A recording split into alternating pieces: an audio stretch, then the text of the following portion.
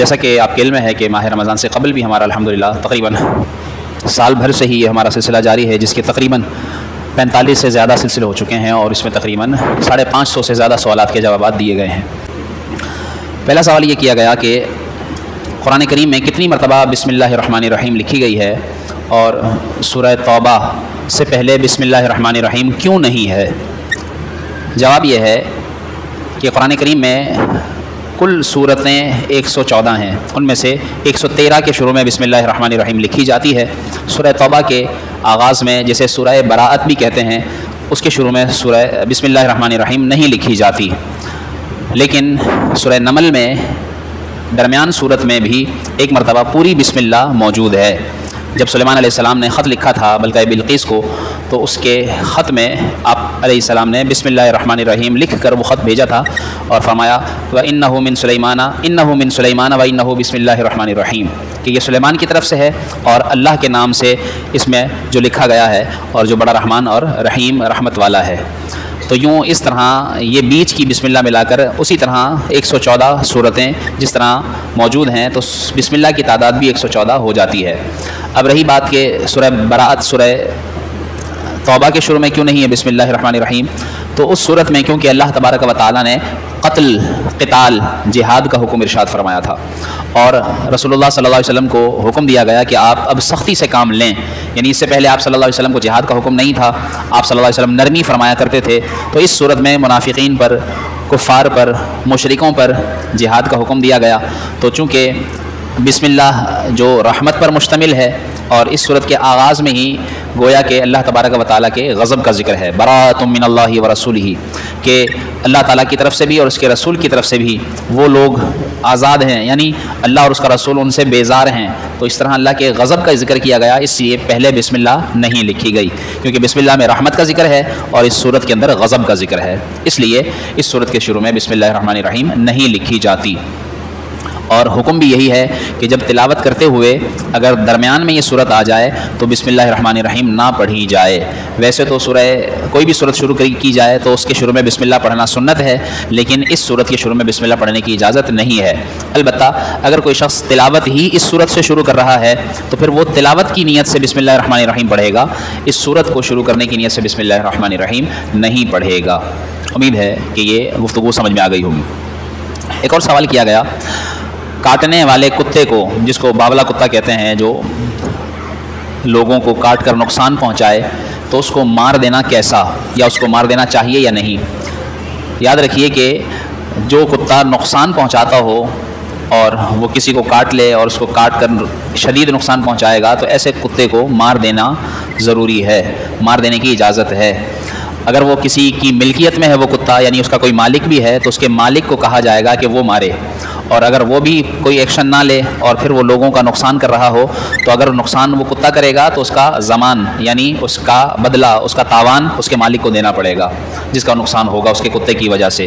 اس لیے اس کتے کو اگر کوئی شخص کہتا ہے کہ زہر دے کر مارا جائے، تو ممکن ہے کہ زہر دے کر مارنے سے اسے زیادہ تکلیف ہو، تو اس لیے حکم ہے کہ ایسی چیز سے اس کو مار دیا جائے، جیسے بندوق کے ذریعے گولی مار دی جائے کہ یکدم وہ مارتے ہی مر جائے، اس کو زیادہ دیر تڑپنا نہ پڑے۔ تو اس طرح اس کتے کو مارنے کی اجازت ہے، اور اگر اس کے مالک کو کہا گیا وہ نہیں مارتا تو پھر محلے والوں کو بھی اجازت ہے کہ وہ اس کتے کو مار سکتے ہیں جو بچوں کو یا بڑوں کو نقصان پہنچاتا ہو۔ ایک اور سوال کیا گیا، زیبرا حلال ہے یا حرام؟ اسے حدیث پاک میں حمار وحشی کہا گیا ہے، اور اس کا گوشت بھی حلال ہے۔ رسول اللہ صلی اللہ علیہ وسلم کے دور میں بھی صحابہ کرام علیہم الرضوان نے ایک موقع پر اس کا گوشت کھایا، اور جب آ کر بتایا آپ صلی اللہ علیہ وسلم کو، تو آپ صلی اللہ علیہ وسلم نے ارشاد فرمایا کہ تمہارے پاس اس کے گوشت میں سے کچھ ہے تو مجھے بھی کھلاؤ، اور پھر آپ صلی اللہ علیہ وسلم کو پہنچایا گیا، تو آپ صلی اللہ علیہ وسلم نے اس کا گوشت تناول فرمایا۔ اس طرح زیبرے کا حلال ہونے کا ثبوت ثابت ہوتا ہے۔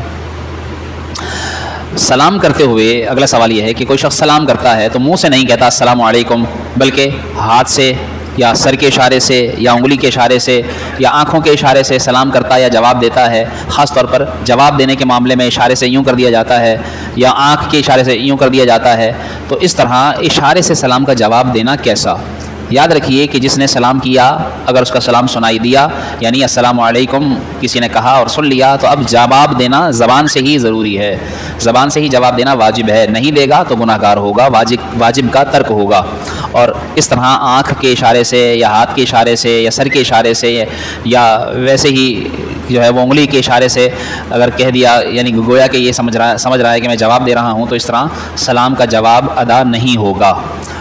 جب تک سلام کا جواب زبان سے نہیں دے گا تو وہ گناہ گار ہوگا، اور سلام کا جواب فوراً ہی دینا بھی واجب ہے۔ جس نے سلام کیا تو سلام کے جواب میں وعلیکم السلام کہنا ضروری ہے۔ ایک اور سوال یہ کیا گیا کہ حاجی یعنی جو حج کرنے جاتا ہے وہ عید کی نماز نہیں پڑھتے کیوں؟ آپ کے علم میں بھی شاید یہ بات پہلے نہ ہو کہ حاجی عید کی نماز نہیں پڑھتے اور وہ قربانی کرتے ہیں عید کے دن، اور قربانی کرنے کے بعد پھر وہ رمی جمرات کے لیے فوراً جاتے ہیں۔ تو آپ صلی اللہ علیہ وآلہ وسلم سے بھی، چونکہ آپ صلی اللہ علیہ وسلم نے ایک ہی حج ادا فرمایا، جس سال حج فرض ہوا حجۃ الوداع آپ صلی اللہ علیہ وسلم نے کیا، تو آپ صلی اللہ علیہ وسلم نے بھی عید کی نماز یعنی بڑی عید کی نماز ادا نہیں فرمائی، بلکہ ادائیگی حج کے بعد آپ صلی اللہ علیہ وآلہ وسلم نے اونٹ ذبح فرمائے۔ روایتوں میں آتا ہے کہ 63 اونٹ آپ صلی اللہ علیہ وسلم نے اپنے ہاتھ سے ذبح فرمائے اور عید کی نماز ادا نہیں فرمائی، بڑی عید کی نماز۔ تو اس طرح حاجی نماز عید ادا نہیں کرتے، احادیث سے اس کا کوئی ثبوت نہیں ملتا حاجیوں کے لیے۔ ویسے عید کی نماز پڑھنا واجب ہے، جو حاجی نہیں ہے جیسے دوسرے شہروں میں مکے سے باہر وہ تو عید کی نماز پڑھیں گے، بڑی عید کی نماز، لیکن حاجی جو حج کرنے والا ہے اس پر عید کی نماز واجب بھی نہیں ہے۔ ایک اور سوال یہ کیا گیا واٹس ایپ پر یا کسی mobile application per on line نکاح کرنا کیسا؟ اس کے متعلق یاد رکھیے کہ آن لائن نکاح کی علماء اجازت نہیں دیتے کہ اگر کوئی شخص جو ہے وہ ویڈیو کال کے ذریعے یا کسی اپلیکیشن کے ذریعے آن لائن ہو کر نکاح کرتا ہے، ایجاب و قبول ہوتا ہے، تو چونکہ نکاح میں مجلس کا ایک ہونا ضروری ہے اور آن لائن نکاح میں جو ہے وہ مجلس ایک ہوتی ہی نہیں، اس لیے نکاح اس طرح درست نہیں ہے۔ ایک صورت بیان کی گئی ہے کہ اگر آن لائن نکاح کرتے ہوئے وکیل بنا دیا جائے، جس طرح حقیقتاً جب نکاح ہوتا ہے جیسے مسجد میں نکاح ہو رہا ہے یا ہال میں نکاح ہو رہا ہے اور لڑکی گھر میں ہے، تو پھر وہ وکیل جو ہے وہ جاتا ہے اور پھر وہ اس سے وکالت لے کر آتا ہے۔ تو اگر اس طرح وکالت نامہ دے دیا جائے کہ جیسے کوئی یہاں سے باہر ملک میں نکاح پڑھا رہا ہے، کسی کے لڑکا یہاں ہے لڑکی وہاں ہے، تو پھر یہ یہاں والا لڑکا تو موجود ہے چونکہ، اور وہاں لڑکی سے ڈائریکٹ ایجاب و قبول نہیں، بلکہ وہاں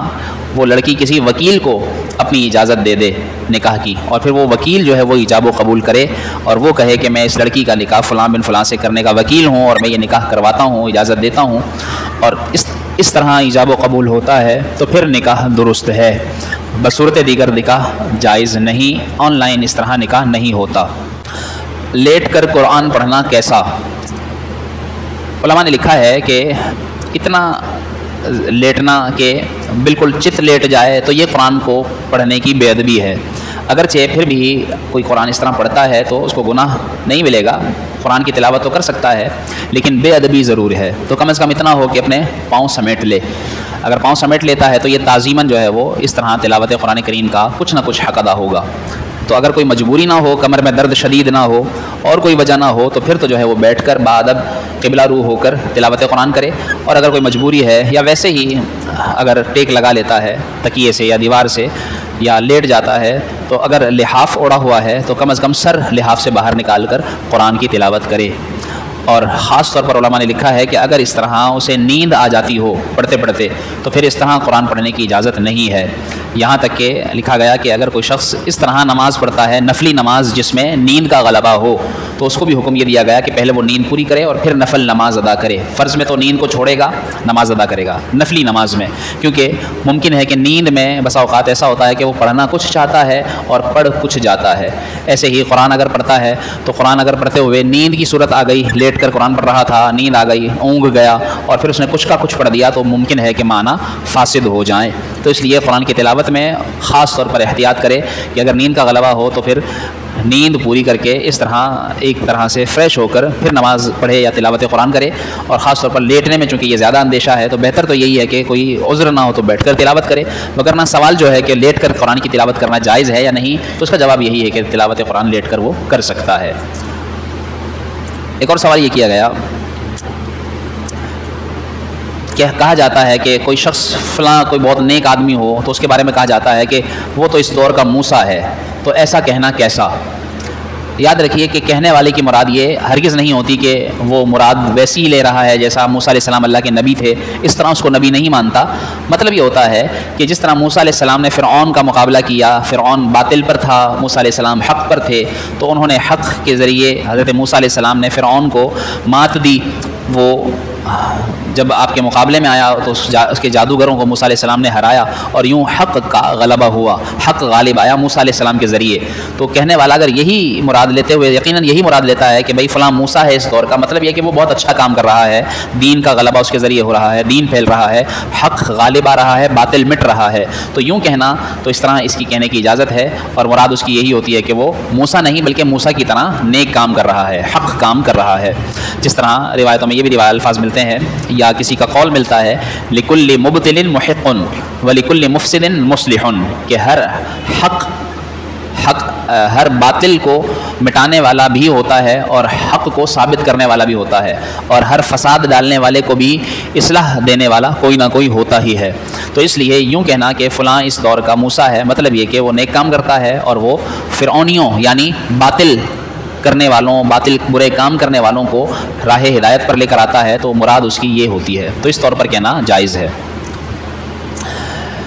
بال پیلے کرنے کے لیے کوئی کیمیکل لگانا یا شیمپو اس طرح کا استعمال کرنا یا اس طرح کا بلیچ کرنا، بعض جس طرح آپ نے دیکھا ہوگا آج کل کے بال اس طرح سے رنگتے ہیں کہ وہ الگ شیڈ ان میں آ جاتا ہے، اور وہ فیشن کے طور پر ہوتا ہے۔ جس طرح بعض نوجوان پف نکالتے ہیں آگے سے بالوں کو، تو پھر وہ مخصوص حصہ بالوں کا رنگتے ہیں، یا خواتین میں بھی اس طرح آج کل سنا ہے کہ بال رنگوانے یعنی کہ اس کو بلیچ کروانے کا سلسلہ چلتا ہے، تو اس طرح کرنا کیسا؟ علماء نے لکھا ہے اگر یہ بال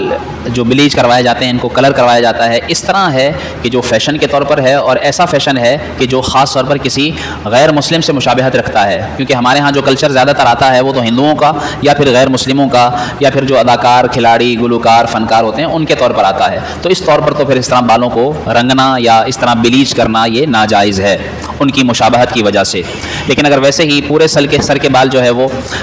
کسی طرح کسی اور رنگ میں رنگے جا رہے ہیں، اور وہ باقاعدہ کوئی ایسی کسی قوم کی مشابہت نہیں ہوتی، تو پھر جو ہے جس طرح کوئی شخص براؤن کر لیتا ہے یا کوئی شخص جو ہے وہ اور کسی کلر سے رنگتا ہے، تو پھر بالوں کے جو سر کے بال ہیں ان کو رنگنا اس طرح جائز ہے، مردوں کا بھی اور عورتوں کا بھی۔ رہی بات داڑھی کی، تو داڑھی پر سیاہ خضاب لگانا مردوں کے لیے منع ہے۔ ہاں وہ سیاہ کے علاوہ، کالے کے علاوہ کوئی اور خضاب، کوئی اور رنگ، چاہے وہ کیمیکل والا ہو یا مہندی کے طور پر کوئی چیز ہو، تو وہ لگا سکتا ہے۔ اس کے علاوہ کالا کرنا، یہ مرد کو داڑھی کالی کرنا منع ہے۔ آخری سوال میرے پاس یہ ہے کہ حنفیت چھوڑ کر کوئی کہے کہ بھئی میں حنفی نہیں، اب میں شافعی بن گیا ہوں، تو کیا ایسا ہو سکتا ہے کوئی حنفی نہ ہو، یا حنفی ہو اور حنفی کہے کہ میں اب حنفی نہیں رہا، میں شافعی ہو گیا ہوں، تو ایسا کرنا کیسا؟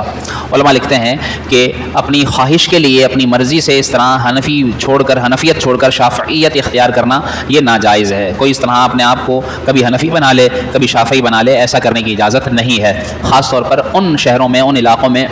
جہاں دوسرے مسلک کے، دوسرے مذہب کے علماء یا کتابیں پائی ہی نہیں جاتی۔ جیسے اب ہمارے پاکستان میں شافعی علماء، کوئی بھی عالم آپ کو ایسا نہیں ملے گا جو شافعی ہو، کوئی بھی عالم ایسا نہیں ملے گا جو حنبلی ہو یا مالکی ہو، تو اس لیے پاکستانی عوام اکثریت سے حنفیت پر عمل کرتی ہے، تو اس طرح وہ حنفی مسلک پر ہی عمل پیرا رہیں گے اور حنفی مسائل کی ہی پیروی کرتے ہوئے اپنے معاملات، اپنے عبادات کو بجا لائیں گے۔ وہ جو ہے جیسے خاص طور پر طلاق کے معاملے میں بعض اوقات ایسا ہوتا ہے کہ کسی اور مسلک کا کوئی آسان مسئلہ ہوتا ہے، تو پھر وہ کہتے ہیں کہ چلو جی اس مسئلے میں ہم نے یہ شافعی والا مسئلہ لے لیا، اور اس مسئلے میں ہم نے حنفیوں والا مسئلہ لے لیا، اپنی مرضی سے جہاں سے کہا چاہا کچھ لے لیا، تو اس طرح کرنا ناجائز ہے۔ ایک ہی مسلک کی پیروی کرے گا اور پھر وہ اس کے مسلک پر ہی رہتے ہوئے اپنے تمام معاملات اور عبادت کو بجا لائے گا۔ اس طرح اگر وہ دو رنگی اختیار کرے گا تو اس کا دو رنگی اختیار کرنا ناجائز ہے، اور اگر معاذ اللہ حرام حلال کا معاملہ ہو تو پھر اگر جائز سمجھ کر کرے گا تو پھر کفر تک بھی جا سکتا ہے۔ اس لیے اس چیز کو خاص دھیان میں رکھا جائے۔ بٹ کھانا کیسا؟ جانوروں میں سے جو بٹ نکلتے ہیں، علماء نے لکھا ہے کہ حلال ہے، یہ کوئی حرام جانور نہیں ہے، حرام چیز نہیں ہے، جیسے اوجھڑی کے آس پاس کی یہ کوئی چیز ہوتی ہے، تو اس لیے اس کو علماء نے لکھا ہے کہ اس کو اگر اچھے طریقے سے صاف ستھرا کر لیا جائے، اس میں نجاست کی آمیزش نہ ہو تو حلال ہے، کوئی حرج نہیں۔ حتیٰ کہ اوجھڑی کے بارے میں بھی علماء نے لکھا ہے کہ اس کو بھی اچھے طریقے سے پاک کر لیا جائے، تو چونکہ براہ راست وہ ناپاک چیز نہیں ہے۔ اور اس کے اوپر سے باقاعدہ ایک خول بھی اتار دیا جاتا ہے، پھر اس کو اچھے سے دھو بھی دیا جاتا ہے، تو وہ ایک پاک جگہ ہے، پاک عضو ہے جانور کا، تو اس لیے اوجڑی کھانا علماء نے اتنا لکھا ہے کہ مکروہ ضرور ہے، لیکن اس کو بھی حرام نہیں لکھا۔ تو جب اوجڑی کے بارے میں یہ ہے تو پھر بٹ تو جو ہے وہ اوجڑی سے پہلے اور بالکل جو ہے وہ اس سے دور ہوتا ہے، اس لیے بٹ کھانا حلال ہے۔ کہ قربانی کے جانور میں ہم عقیقے کا حصہ لے سکتے ہیں یا نہیں؟ تو آسان سا مسئلہ ہے کہ عقیقے کے قربانی کے جانور میں عقیقے کا حصہ لیا جا سکتا ہے۔ جیسے کوئی شخص قربانی کر رہا ہے اور گائے کی قربانی کر رہا ہے تو اس میں 7 قربانی کی جا سکتی ہیں بڑے جانور میں۔ تو اگر اس میں سے گھر کے افراد مثال کے طور پر 6 ہیں اور ایک حصہ بچ رہا ہے تو ایک حصہ اگر کسی بچے کا عقیقے کے نام کا شمار کر لیا جائے تو اس طرح بچے کا عقیقہ ادا ہو جائے گا۔ دوسرا سوال یہ ہے کہ لڑکے کے لیے اور لڑکی کے لیے کتنے جانور اور کون سے جانور کرنا سنت ہے؟ یاد رکھیے کہ عقیقے کے لیے اگر لڑکے کا عقیقہ کیا جا رہا ہے تو 2 بکرے اور لڑکی کا عقیقہ کیا جا رہا ہے تو 1 بکری ذبح کرنا سنت ہے۔ لیکن اگر اس کے برعکس بھی ہو جائے، یعنی لڑکے کے لیے بکریاں اور لڑکی کے لیے بکرا ذبح کر دیا جائے تو بھی جائز ہے، اور اگر 2 نہ ہو سکیں 1 کر دیا جائے تو بھی جائز ہے۔ 2 ہونا بھی ضروری نہیں ہے، سنت کی حد تک ہے، وگرنہ 1 جانور یعنی 1 قربانی اگر کر دی جائے تو پھر عقیقہ ادا ہو جاتا ہے۔ کسی نے یہ سوال کیا کہ خاص موقع پر ہی میٹھا کیوں بنایا جاتا ہے، جیسے